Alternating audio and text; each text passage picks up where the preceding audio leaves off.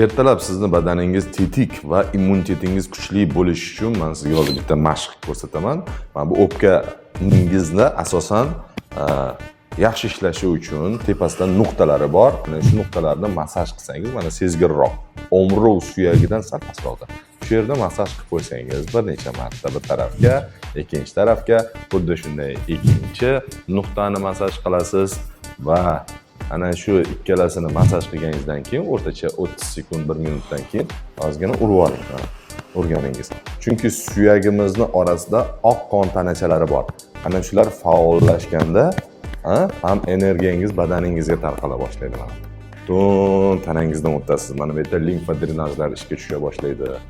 Ana shu mashqni ertalab uyg'otib ko'ring o'zingizni, tanangizni.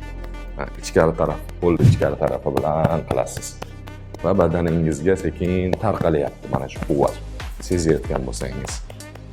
Ana undan keyin sal qizigandan keyin badaningiz kaftingizni o'zingizga qaratib turib, o'rtacha bir 3 minutlar tura olsangiz yaxshi, bo'lmasa 2 minut kaftingizdan mana shu qizigan quvvatni o'zingizga yo'naltirib turing.